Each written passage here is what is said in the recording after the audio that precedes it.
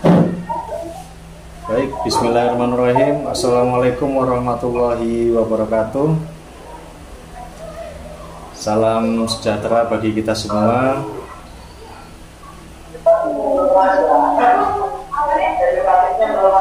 Mohon izin kepada Bapak Ibu Guru untuk meminta waktunya sebentar.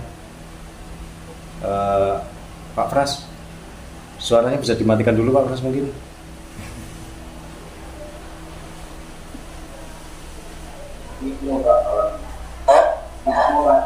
Suaranya ini ya.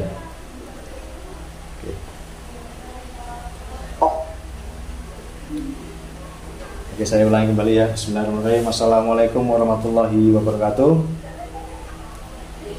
Selamat siang, salam sejahtera bagi kita semua. Mohon izin kepada Bapak Ibu, rekan-rekan sejawat di SMA Negeri 2 Serdang. Hari ini di waktu ini saya izin untuk melakukan diseminasi atau pengibasan tentang apa yang sudah saya pelajari pada pelatihan guru penggerak. Hari ini akan saya bahas tentang budaya positif. Oke, sebelumnya mohon izin untuk melakukan share screen terlebih dahulu.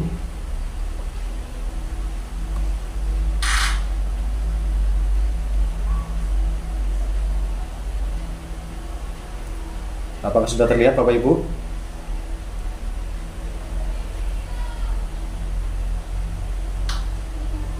Apakah sudah terlihat Bapak Ibu?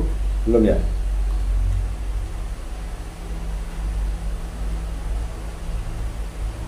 Sudah terlihat ya Bapak Ibu ya?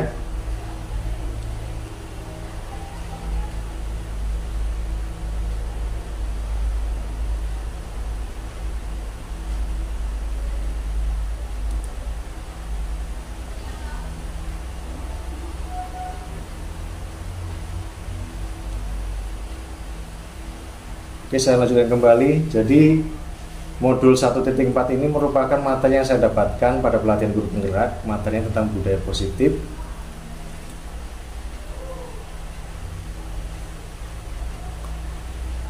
Nah, sebelum kita ke materi yang selanjutnya, ada pertanyaan pemantik ya. Di sini ada pernyataan setuju atau tidak setuju. Di sini ada 3 pernyataan. Nah, saya mohon kepada Bapak Ibu untuk dapat memberikan tanggapan terhadap pertanyaan pemantik tersebut. Yang pertama, pertanyaannya, hukuman dapat mendisiplinkan anak. Setujukah pernyataan tersebut? Mungkin Bapak Ibu ada yang dapat memberikan tanggapan, silahkan. Tidak. Oke, terima kasih Pak Denny atas tanggapannya. Bisa dijelaskan Pak Denny kenapa tidak setuju dengan hukuman Pak Denny?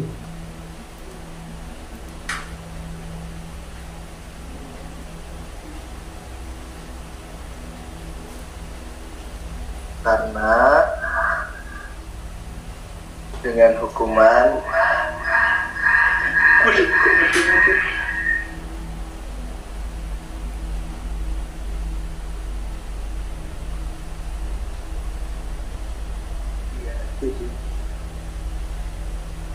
Oke, mungkin ada gangguan sinyal ya.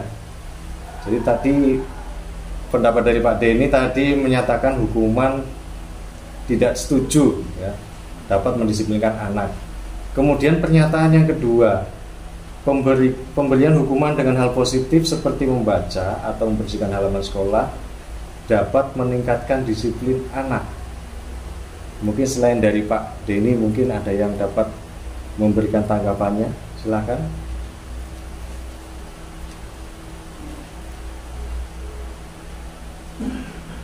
Pak Asep mungkin. Oh ya Pak Bulan, silakan Bulan. Pak Asep mungkin yang ketiga. Kalau menurut saya, hukuman dengan hal yang positif seperti membaca atau membersihkan halaman sekolah dapat meningkatkan disiplin anak, tergantung pelanggaran yang dilakukan anak tersebut, dan tujuannya kalau untuk apa searah mungkin tepat gitu Pak. Oke. Jadi saya kalau tergantung dari masalah anaknya. Oke. Berarti cenderung setuju ya Bu ya? Ya. Cenderung setuju. Oke. Kemudian pertanyaan yang ketiga atau pernyataan yang ketiga, memberi penghargaan dapat meningkatkan motivasi belajar anak. Pak Asep mungkin, Pak Asep tadi sudah bersiap-siap menjawab mungkin. Setujukah dengan pernyataan tersebut?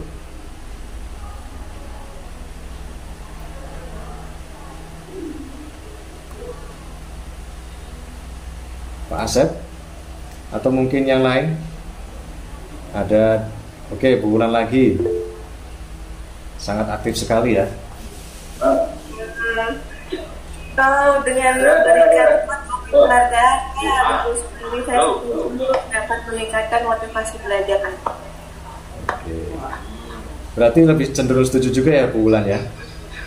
Ya, sangat setuju. Oke. Nah, sementara ya, sebenarnya hukuman dan penghargaan itu hanya dapat menumbuhkan motivasi dari luar. Oke.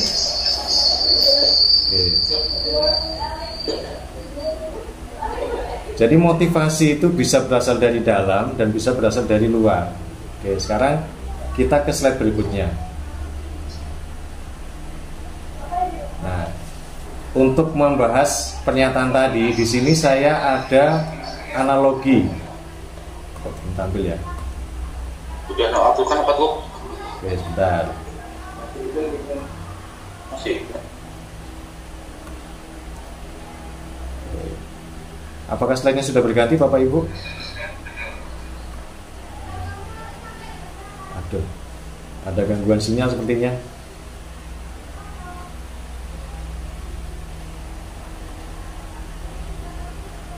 Ada gangguan sinyal sepertinya. Slide-nya sudah berganti belum Bapak Ibu? Belum ya? Sudah ini ya. Oke.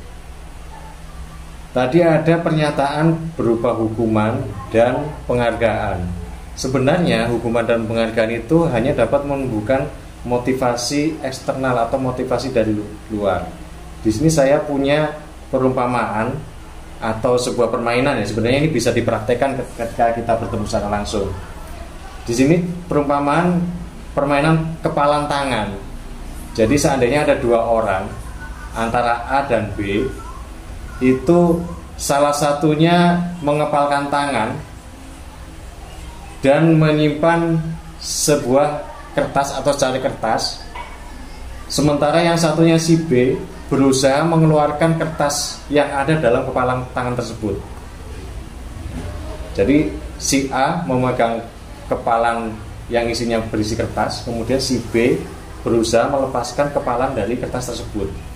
Nah, dengan berusaha sekuat tenaga si B, dengan rayuan, dengan paksaan, pasti si A tadi akan berusaha dengan sekuat tenaga juga untuk mengepalkan tangannya, tidak akan berusaha untuk melepaskan. Artinya seseorang pasti dalam dirinya pasti punya jiwanya sendiri untuk menerima atau memberontak dalam suatu hal. Nah, sebagai contoh gini, misalnya dalam pelajaran Pak Asep misalnya, ketika ada salah satu siswa yang datang ke kelas terlambat, kemudian Pak Asep langsung memberikan hukuman berupa misalnya push up, yang terlambat push up 5 kali. Ketika siswa melaksanakan hukuman tersebut, kemungkinan siswa tersebut melakukan karena keterpaksaan. Mungkin karena takut dengan Pak Asep, atau mungkin tidak mau bermasalah lagi dengan Pak Asep. Jadi dengan terpaksa akhirnya melaksanakan hukuman tersebut.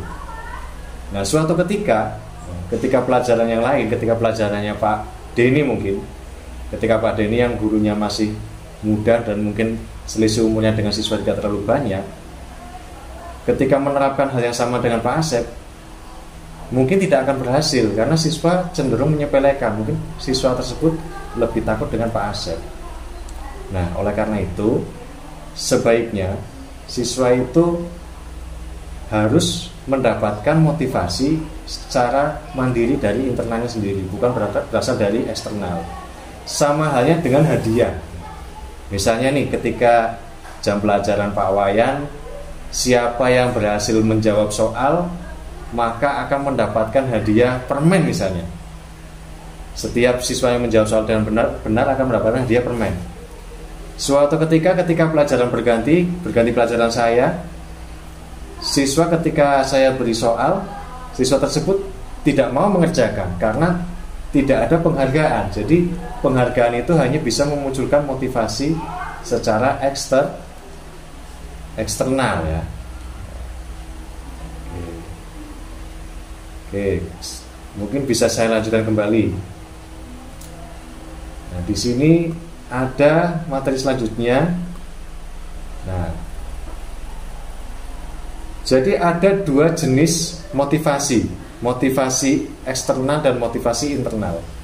Ketika motivasi eksternal biasanya tujuannya dilakukan hanya untuk menghindari ketidaknyamanan. Seperti tadi contohnya, ketika Pak Asep memberi hukuman, siswa tersebut melaksanakan karena takut dengan hukuman apalagi yang akan diberikan Pak Asep jika tidak melakukan. Kemudian seperti kasus yang kedua tadi, ketika Pak Wayan memberikan penghargaan, siswa hanya melaksanakan karena ada imbalan. Berbeda dengan motivasi internal, ketika motivasi itu dilakukan karena kesadaran diri sendiri atau kesadaran diri pribadi. Oke, sebelum saya lanjutkan ke materi selanjutnya, mungkin biar lebih fokus lagi, kita akan melakukan ice breaking terlebih dahulu. Tapi tenang saja, ice breakingnya tidak joget Bapak Ibu. Oke, mungkin saya berhentikan dulu screen-nya dulu. Oke, Bapak Ibu masih fokus semua ya? Oke, masih fokus ya? Oke, sekarang bagus. Sekarang kita akan melakukan ice breaking dengan tebak-tebakan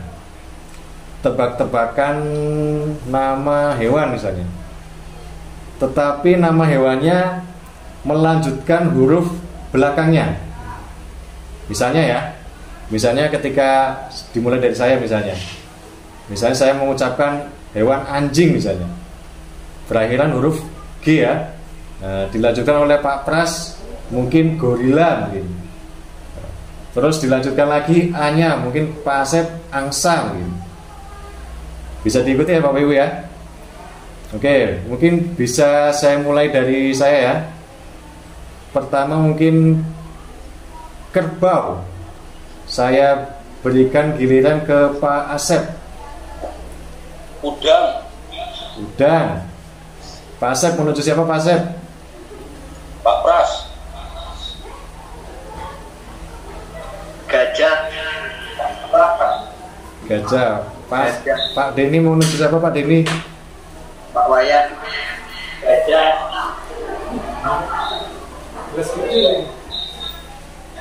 Pak Wayan.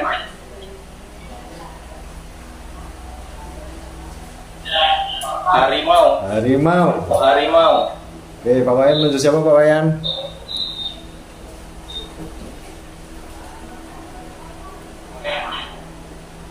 Harimau. Ya, menuju siapa Pak Wayan? Masa menuju harimau Pak Wayan? Macam-macam. Dilanjutkan siapa Pak Wayan?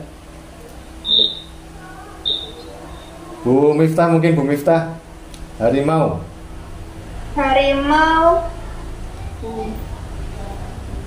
Ular. Mita. Hilang orangnya. Ular.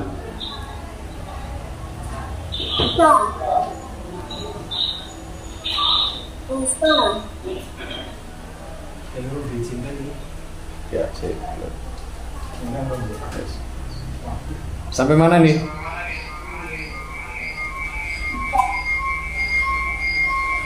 Saya Bu Wulan. Ini ada Pak Derajat sama Pak Riji.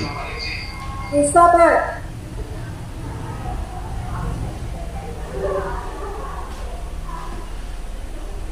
Pak Derajat mungkin belum kebagian. Apa ini? Nama hewan.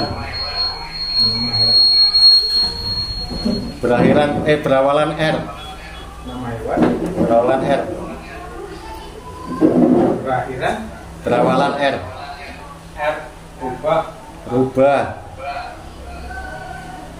Lanjut Pak Riji terakhir. Ini boleh sambil minum. Boleh.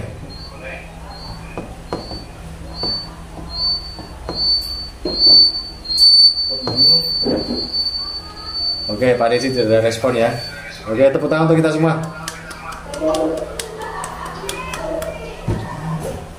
Oke, saya lanjutkan ya, Bapak Ibu ya.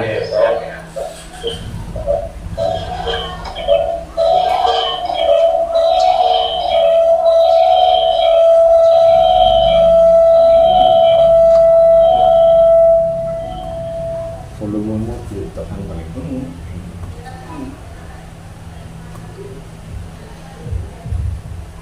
Oke, saya lanjutkan kembali.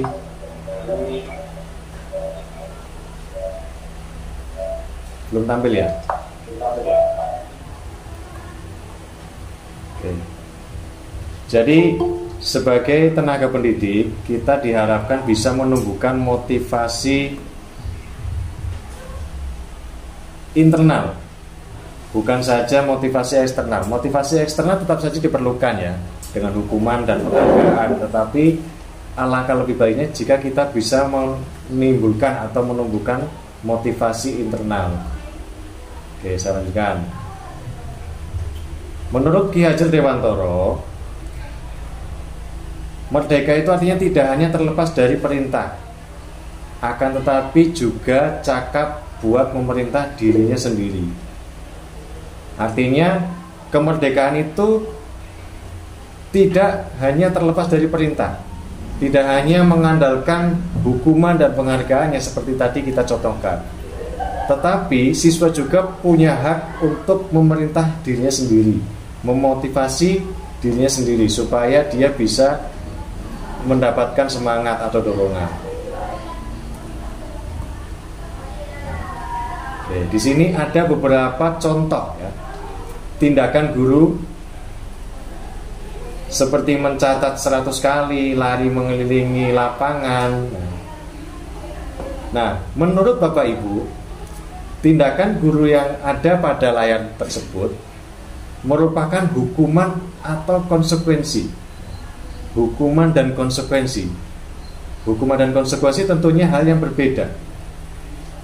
Oke, mungkin bisa saya mulai dari, ada yang berminat untuk menjawab mungkin? Hukuman atau konsekuensi?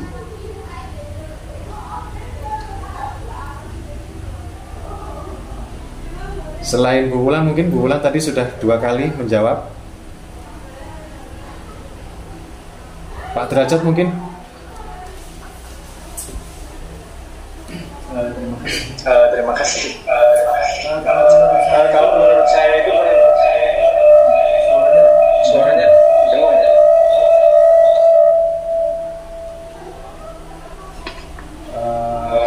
Kalau menurut saya perbedaan atau konsekuensi, mungkin konsekuensi itu sudah ada tata tertibnya, jadi anak tahu kalau saya melakukan kesalahan apa, konsekuensinya harus sebagainya.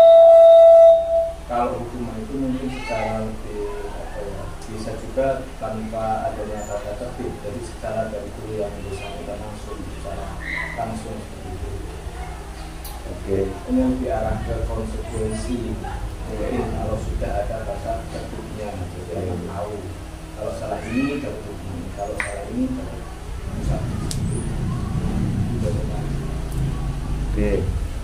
Tadi Pak Derajat sudah memberikan gambaran ya tentang perbedaan hukuman dan konsekuensi, bahwa hukuman itu sifatnya belum disepakati, mungkin belum menjadi peraturan, tapi kalau konsekuensi itu sudah menjadi kesepakatan. Nah, dari beberapa pernyataan tersebut ada 1, 2, 3, 4, 5, 6, 7. Ada 7 itu yang mana yang merupakan hukuman dan yang mana yang merupakan konsekuensi. Mungkin setelah penjelasan dari Pak Derajat ada yang dapat memberikan tanggapan mungkin dari Pak Wayan, mungkin Pak Wayan.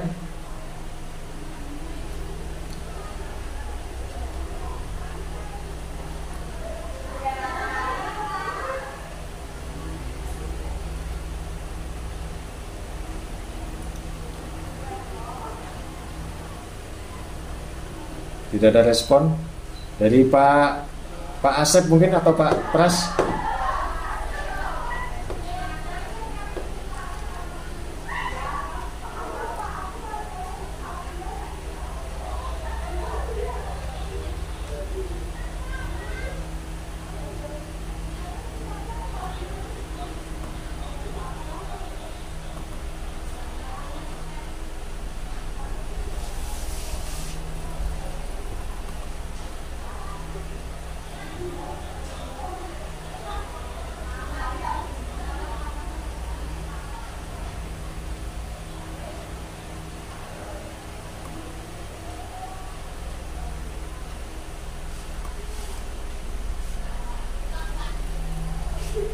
Oke, mungkin bisa kita langsung ke jawaban saja ya Bapak Ibu ya. Oke, jawabannya adalah seperti ini. Mencatat 100 kali dalam buku kalimat saya tidak akan terlambat merupakan hukuman. Lari melilit lapangan basket 2 kali itu merupakan hukuman. Murid diminta untuk melakukan push up 15 kali itu juga hukuman. Nah, tetapi kalau menggantikan kertas tugas teman yang telah dicoret-coret itu konsekuensi. Membersihkan tumpahan air di meja tulis karena tersenggol itu juga merupakan konsekuensi. Murid disuruh untuk tidak mengenakan sepatu ya, sepatunya disuruh dicopot karena sepatunya tidak warna hitam itu juga merupakan hukuman. Nah, sementara ini lari mengelilingi lapangan basket 2 kali karena terlambat 10 menit untuk pelajaran PJOK itu merupakan konsekuensi. Nah, jadi kita di sini bisa membedakan antara hukuman dan konsekuensi. Kalau hukuman itu sifatnya lebih memaksa dan bersifat satu arah dari penghukum kepada yang dihukum.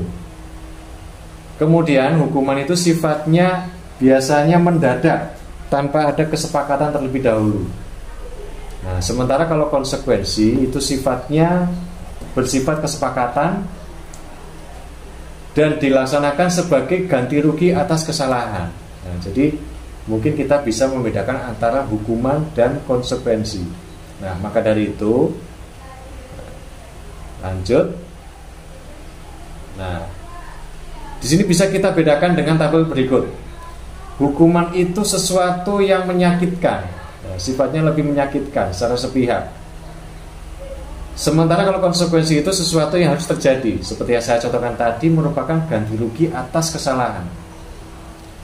Hukuman itu membuat anak merasa sakit, baik fisik maupun hati. Kadang anak kalaupun fisiknya tidak tersakiti, tapi hatinya juga merasa sakit dalam jangka waktu lama. Sementara kalau konsekuensi itu hanya membuat anak merasa tidak nyaman dalam jangka waktu pendek. Biasanya kalau sudah melakukan konsekuensi agar tidak melakukan lagi, maka dia tidak melakukan pelanggaran kembali. Kemudian hukuman itu lebih membuat anak untuk membenci kedisiplinan, sementara konsekuensi itu membuat anak lebih menghargai kedisiplinan. Hukuman bersifat paksaan, sementara konsekuensi bersifat stimulus atau memberikan rangsangan terhadap tanggapan.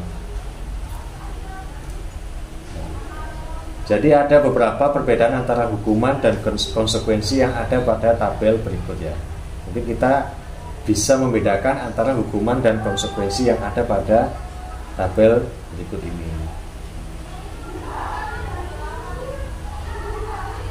Nah, maka dari itu kita harus menghentikan sistem hukuman dengan cara mengganti dengan restitusi. Restitusi itu apa? Restitusi itu adalah proses menciptakan kondisi bagi murid untuk memperbaiki kesalahan mereka sehingga mereka bisa kembali pada kelompok mereka dengan karakter yang lebih kuat. Jadi restitusi itu semacam sistem yang digunakan untuk siswa agar mengganti kerugian yang telah dia lakukan.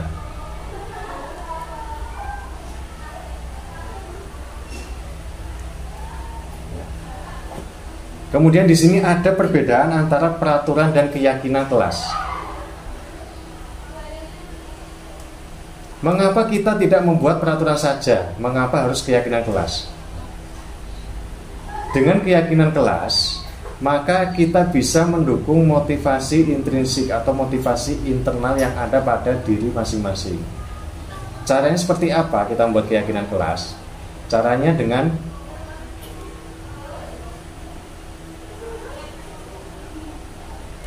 mengganti kalimat negatif menjadi kalimat positif. Nah, misalnya gini. Oke. Selain itu juga dengan menggunakan nilai-nilai kebajikan atau nilai-nilai kebaikan yang diterima secara universal. Di sini ada beberapa peraturan. Kemudian kita disuruh menentukan keyakinan kelasnya apa. Nilai-nilai kebaikan yang diakui secara universal atau diakui secara semua. Di sini ada peraturan misalnya selalu kembalikan buku ke tempatnya. Kira-kira nilai kebaikan apa yang ada pada peraturan tersebut?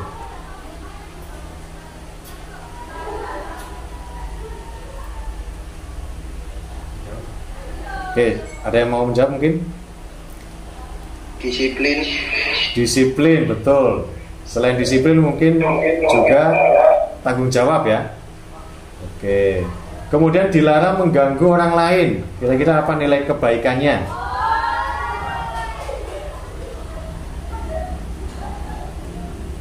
Saling menghargai. Saling menghargai. Baik. Hadir di sekolah 15 menit sebelum pembelajaran dimulai. Ini gampang ini. Nilai kebaikannya apa ini? Oke, betul kata Pak Derajat, disiplin. Kemudian dilarang melakukan kekerasan.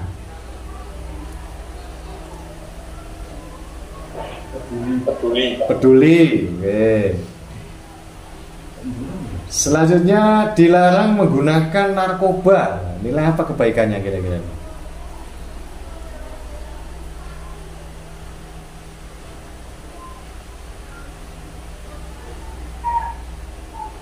Bu Farah mungkin sudah menghidupkan mic. Kesehatan mungkin ya Bu ya. Dilarang menggunakan narkoba itu menjaga kesehatan mungkin ya. Taat hukum, betul. Selanjutnya bergantian atau menunggu giliran atau antri. Disiplin lagi, Pak. Disiplin lagi. Gunakan masker. Tata tertib. Menaati tata tertib. Kemudian jangan berlari di kelas atau koridor.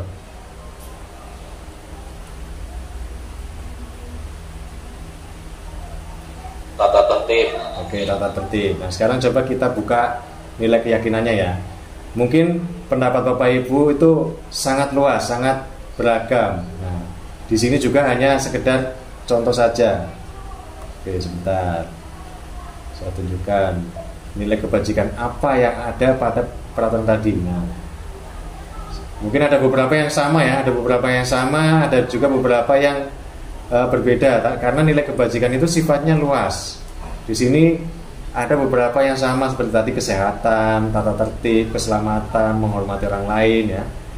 Nah, jadi supaya anak-anak itu bisa menimbulkan motivasi internal, maka yang pertama kali harus dilakukan, siswa itu harus menyadari keyakinan kelasnya melalui nilai-nilai kebajikan atau nilai-nilai kebaikan yang sifatnya universal atau bisa diterima semua pihak. Nah, selanjutnya ada 5 posisi kontrol dalam kita mengontrol siswa ketika melakukan kesalahan. Di sini ada kontrol sebagai penghukum, kontrol pembuat rasa bersalah, kontrol sebagai teman, kontrol sebagai pemantau, dan kontrol sebagai manajer.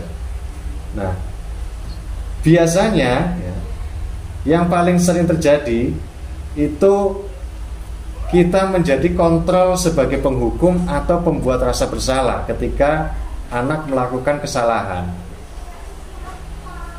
Ada juga beberapa guru yang sudah melaksanakan kontrol sebagai teman atau sebagai pemantau. Tetapi sangat jarang sekali guru yang menerapkan kontrol sebagai manajer. Oke, mungkin saya bisa memberikan contoh kontrol sebagai penghukum. Kontrol sebagai penghukum itu yang menjadi penghukum, memberikan hukuman ketika anak melakukan kesalahan. Ya, seperti tadi ya, saya memberikan contoh tadi ketika Pak Asep menghukum siswa untuk melaksanakan push up ya. Itu biasanya dengan nada yang keras, menghardik ya. Terus kemudian memaksa ya, dengan nada yang keras. Tetapi dengan adanya kontrol sebagai penghukum, terkadang siswa itu malah menjadi pemberontak, menyalahkan orang lain. Bahkan ketika dia timbul rasa takut hanya kepada beberapa penghukum, ketika dengan orang lain maka dia sudah tidak ada rasa takut lagi. Nah, tapi ada juga guru yang memiliki kontrol sebagai pembuat rasa bersalah. Nah, ketika siswa melakukan kesalahan, dia mengucapkan kalimat-kalimat yang dapat menimbulkan rasa kekecewaan, rasa frustasi, rasa putus asa. Misalnya dengan mengucapkan kalimat-kalimat yang bisa membuat mereka merasa bersalah. Kenapa kamu melakukan kesalahan? Saya kecewa dengan kamu. Kenapa kamu terlambat hari ini? Kenapa kamu tidak mengerjakan tugas? Itu kontrol sebagai pembuat rasa bersalah. Efeknya apa kalau kita melakukan kontrol sebagai pembuat rasa bersalah? Efeknya adalah siswa menjadi depresi, menjadi putus asa, menjadi merasa bersalah, dan malah memperburuk keadaan, tidak memperbaiki keadaan. Nah, kemudian ada kontrol yang bisa menjadi berhasil, yaitu kontrol sebagai teman dan sebagai pemantau. Sebagai teman itu berarti guru itu memposisikan diri sebagai teman. Tetapi dengan adanya sifat pertemanan tersebut ya, persahabatan tersebut, maka kadang siswa malah menjadi menyepelekan. Misalnya dengan kita berbicara yang lembut, ayolah nak, kerjakan tugasnya, ayolah bantu bapak supaya bapak tidak dimarahi oleh kepala sekolah. Itu justru malah membuat siswa menjadi menyepelekan kita, karena merasa sudah dekat sekali dengan guru. Ada lagi kontrol sebagai pemantau. Sebagai pemantau itu kita hanya menyambungkan atau menyingkronkan kesalahan yang diperbuat dengan hukuman yang ada. Misalnya ketika anak terlambat, langsung ditanya saja anaknya, kamu tahu kan peraturannya ketika datang ke sekolah itu harusnya jam berapa?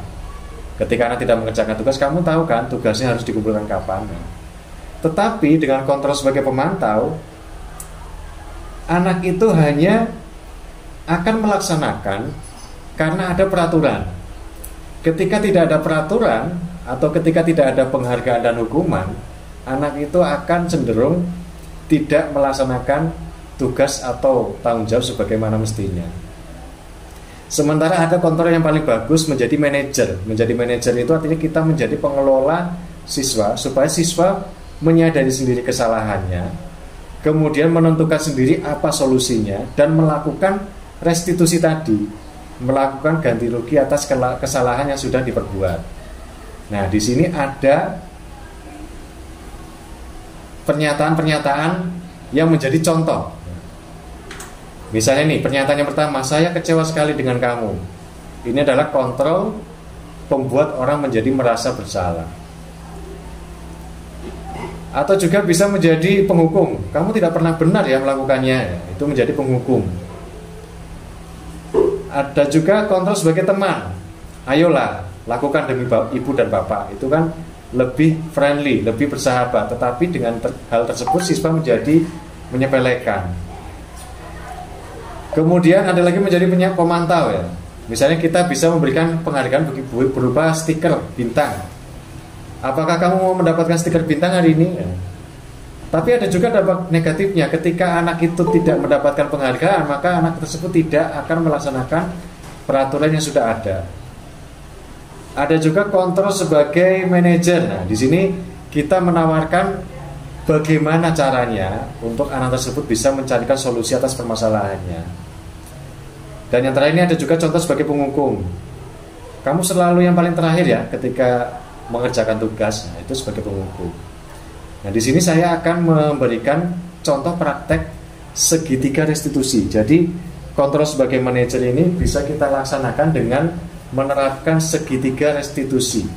Segitiga restitusi ini namanya segitiga, berarti ada 3 langkah-langkah yang dilakukan ketika kita akan menangani sebuah hukuman, sebuah pelanggaran. Oke, sebelum saya lanjutkan mungkin kita ice breaking lagi sekali lagi biar lebih fokus. Oke, ice breakingnya tidak memakai es ya, hanya breakingnya saja, esnya nggak ada. Esnya ada di kantin. Oke, ice breakingnya tadi kan tebak-tebakan nama hewan ya. Sekarang kita akan melanjutkan cerita dengan kata terakhir. Misalnya ya, saya misalnya yang memulai nih, satu kalimat. Pagi ini saya datang ke pasar.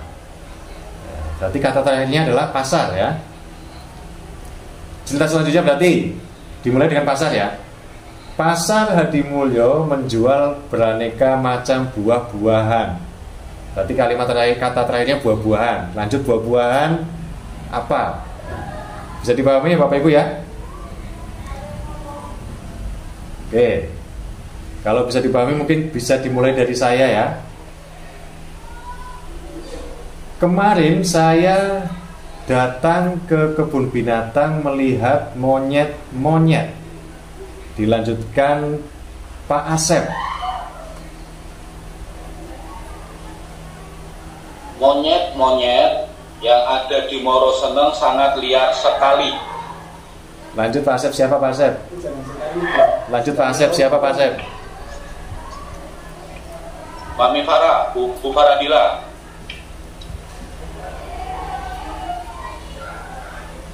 Sekali ya Pak. Sekali. Sekali lagi Pak Asep harus tetap berjuang dengan semangat. Dilanjutkan siapa Bu Farah? Dilanjutkan Pak Derajat.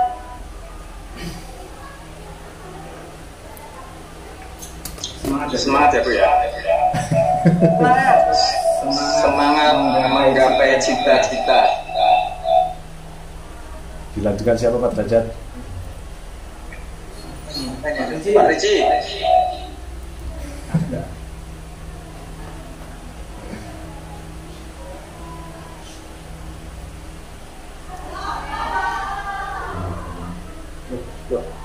Oh itu Pak Riji kausan di rumah ya. Apa tadi Pak Derajat? Cita-cita. Oke, cita-cita itu adalah sebuah mimpi yang harus digapai. Keren. Dilanjutkan siapa Pak Riji? Bulan. Gapailah mimpi dan cita-cita kamu setinggi langit. Digapai kok, bukan gapai. Maksudnya terakhir ya. Kan gapai. Digapai. Oh gapai. Kan kata penanya kan Pak, gapai. Gapailah cita-cita dan mimpimu setinggi langit. Gak pakai lah. Gapai cita-cita dan mimpimu setinggi langit. Saatnya jam ke-8 dimulai. Awalnya masih ada. It's time to begin the exercise.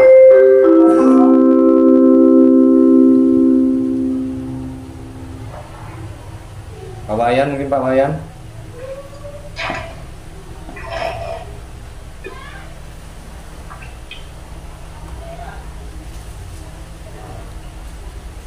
Atau mungkin bisa saya ambil alih. Langit tidak mendengar siang ini. Lanjut Bu Miftah. Gimana Pak? Langit tidak mendengar siang ini. Diterpen itu Bu Miftah. Pak ulangi Pak.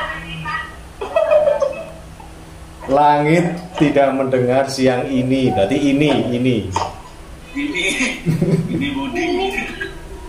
Dan sangat bikin gerah.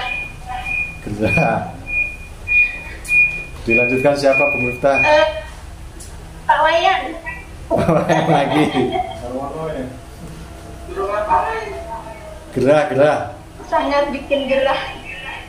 Gerah Pak Wayan. Agak susah ini Bu Miftah nih. Gimana Wayan? Biru. Gerah tiap malam. Waduh, ngapain Pak?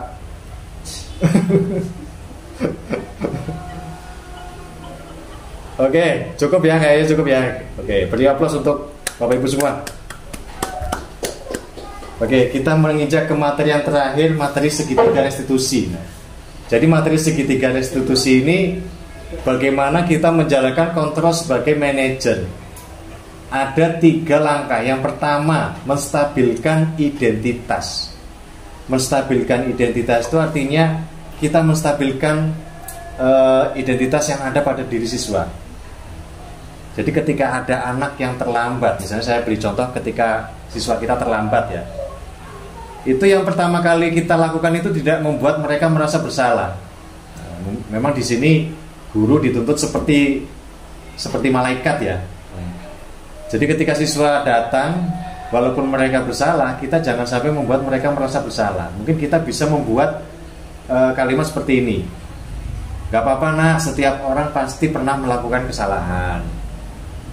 Atau bisa juga, kamu bukan satu-satunya yang pernah terlambat.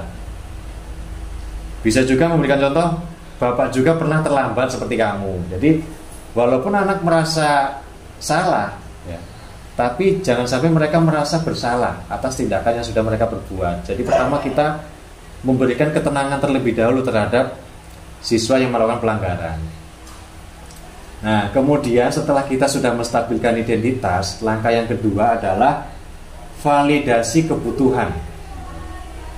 Validasi kebutuhan itu kita menanyakan apa yang menjadi kebutuhan mereka. Setelah tadi kita sudah menstabilkan perasaan mereka, ketenangan mereka, kita menanyakan apa yang menjadi kebutuhan mereka. Misalnya gini, kamu pasti punya alasan kan kenapa terlambat ya. Bisa jadi anak tersebut mungkin terlambat bukan karena disengaja.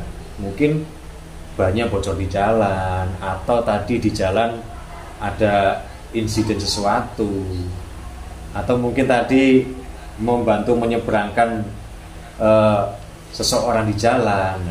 Jadi pertama kita selanjutnya langkah yang kedua adalah kita memvalidasi kebutuhan mereka. Kamu punya alasan kan kenapa melakukan itu? Apakah cara yang lebih efektif yang bisa kamu dapatkan agar kamu mendapatkan kebutuhanmu? Misalnya apa ada cara lain supaya kamu nggak datang ke sekolah terlambat? Setelah menstabilkan identitas, kita memvalidasi kebutuhan mereka supaya mereka tidak terlambat kembali. Nah, kemudian langkah yang ketiga yang terakhir itu menanyakan keyakinan. Menanyakan keyakinan itu kita bisa menunjukkan nilai kebajikan apa yang sudah dilanggar oleh anak tersebut. Kalau keterlambatan siswa berarti nilai-nilai kebajikannya mungkin disiplin dan tanggung jawab atau mentaati peraturan yang ada di sekolah. Maka kita bisa memberikan ucapan atau kalimat nilai-nilai apa yang telah kita sepakati. Mungkin nilai kedisiplinan ya.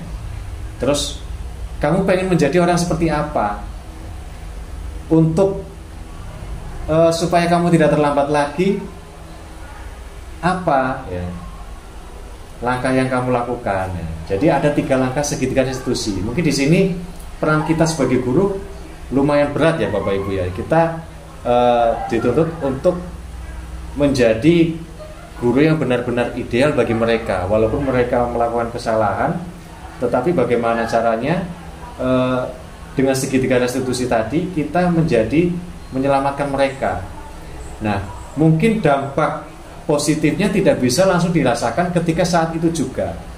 Tetapi ketika anak tersebut di kemudian hari mendapatkan kasus yang sama atau mengalami hal yang sama seperti kita sebagai guru, maka dia bisa menangani sendiri dengan solusinya sendiri melalui segitiga restitusi tadi. Oke. Selanjutnya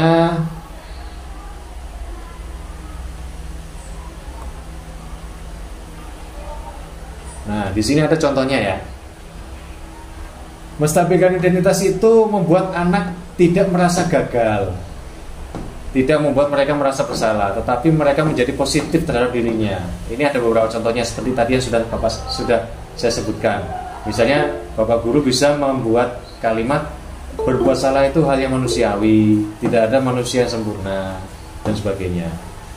Kemudian memvalidasi kebutuhan, guru mungkin bisa berkata, kamu bisa saja melakukan hal yang lebih buruk dari yang tadi. Misalnya kamu bisa saja, misalnya anak tersebut datangnya jam 8, kamu bisa saja datang jam 9 atau jam 10, tapi kamu tidak melakukannya kan.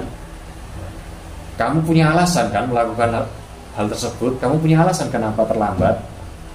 Kemudian langkah yang terakhir adalah menanyakan keyakinan, nilai-nilai kebajikan apa yang sudah disepakati supaya anak tersebut tidak terlambat, dan apa kondisi yang ideal supaya mereka tidak terlambat lagi. Itu hanya salah satu contoh yang bisa kita lakukan dengan menerapkan segitiga restitusi.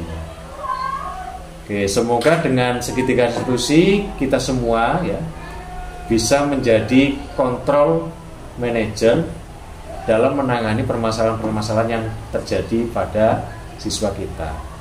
Oke. Sebagai penutup pada sesi kali ini ya, kita mungkin bisa memberikan refleksi. Nah, refleksinya ada 4 pertanyaan yang akan menjawab adalah Bapak Ibu semua. Nah, oke, di sini ada 4 pertanyaan, mungkin kita bisa menjawab secara bergantian. Atau mungkin kita bisa menjawab di kolom chat, mungkin bisa Bapak Ibu. Boleh memilih pertanyaan 1, 2, 3 atau 4, bisa diketikkan di kolom chat mungkin. Bisa diketikkan di kolom chat. Pertanyaan pertama boleh, pertanyaan kedua boleh, pertanyaan ketiga boleh, pertanyaan keempat boleh diketikkan di kolom chat. Diklik yang gambar amplop di sebelah tanda gambar orang, kemudian langsung bisa diketikkan.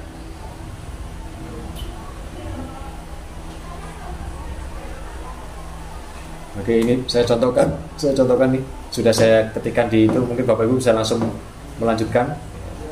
Oke, silakan Ibu Wulan bisa langsung diketikkan di kolom chat jawabannya. Nanti biar bisa kita baca bersama-sama.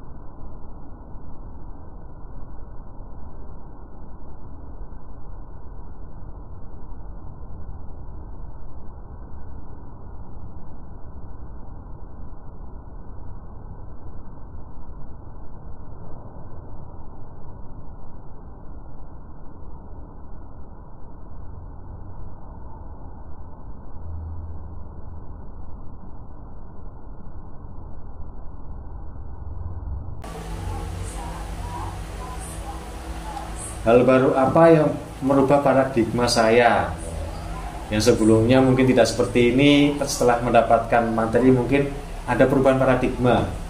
Kemudian yang kedua, perasaan apa yang muncul.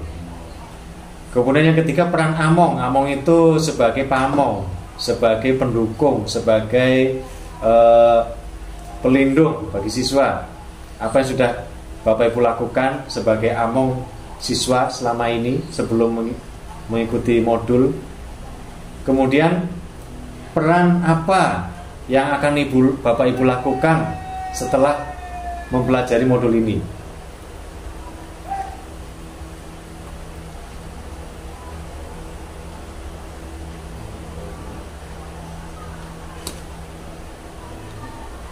Oke, bisa diketikkan mungkin di kolom chat. Pak Ricci dan Bu Wulan sudah memulai, mungkin tinggal mengetikkan jawabannya mungkin. Oke, Pak Asep sudah.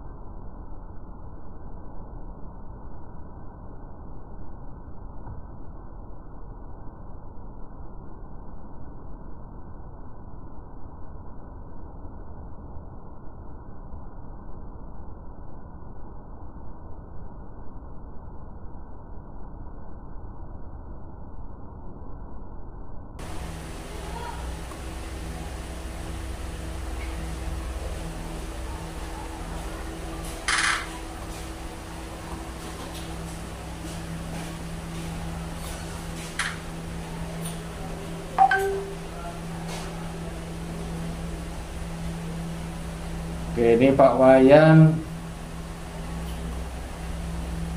Bu Farah menjawab nomor 2, Pak Wayan menjawab nomor 1, Pak Asep nomor 1, Pak Derajat nomor 1 juga ya. Oke, mungkin yang belum bisa menjawab yang nomor 3 atau 4.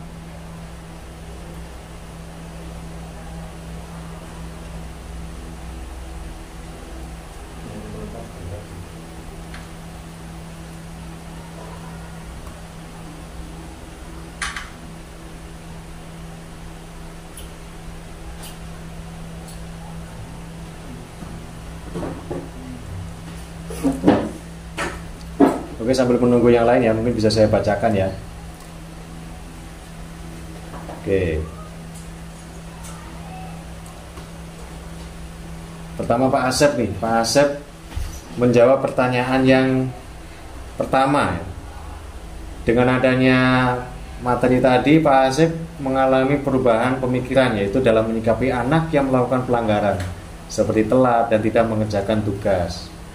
Kemudian Bu Farah menjawab pertanyaan yang kedua, perasaan apa yang muncul ketika mengikuti sesi ini, mencoba menciptakan perubahan untuk kedisiplinan siswa. Berarti Bu Farah ini menjadi semakin termotivasi. Kemudian selanjutnya Pak Ricci menjawab pertanyaan pertama juga, yaitu mendapatkan hal baru, yaitu pemahaman tentang hukuman dan konsekuensi dan dampak yang ditimbulkan. Pak Wayan juga menjawab pertanyaan yang pertama, menjadi perubahan lebih bijaksana dalam memberikan hukuman pada siswa yang tidak disiplin. Oke, kemudian Pak Derajat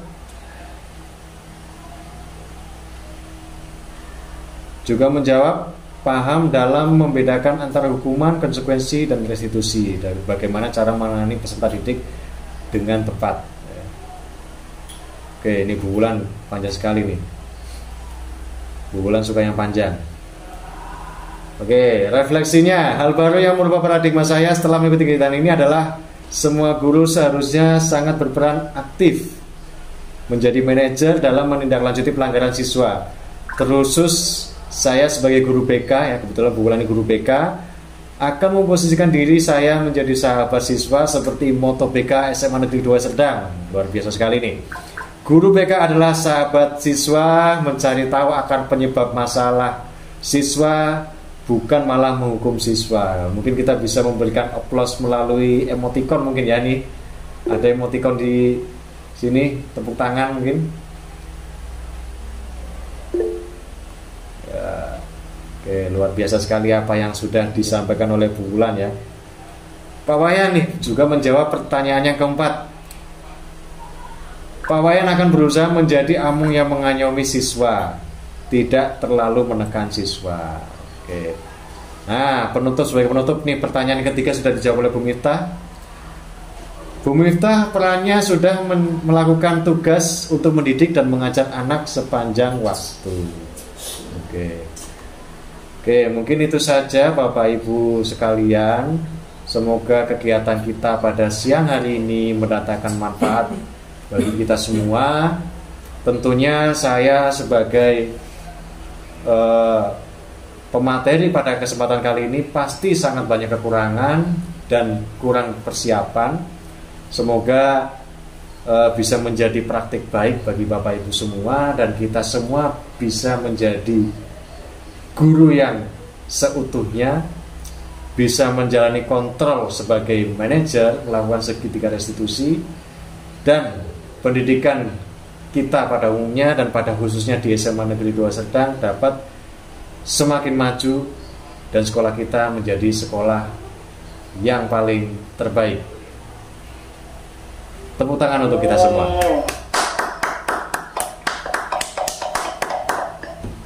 Oke, mungkin itu saja yang bisa saya sampaikan. Sesi ini saya tutup. Sekali lagi saya ucapkan terima kasih kepada Bapak Ibu semua yang sudah meluangkan waktunya. Semoga kita dapat berjumpa kembali di lain kesempatan dengan berbagi praktek baik, bisa dari saya atau dari yang lain. Saya akhiri, setelah ini boleh meninggalkan room Google Meet. Saya akhiri, wassalamualaikum warahmatullahi wabarakatuh. Waalaikumsalam. Oke, silakan boleh meninggalkan ruang. Silakan.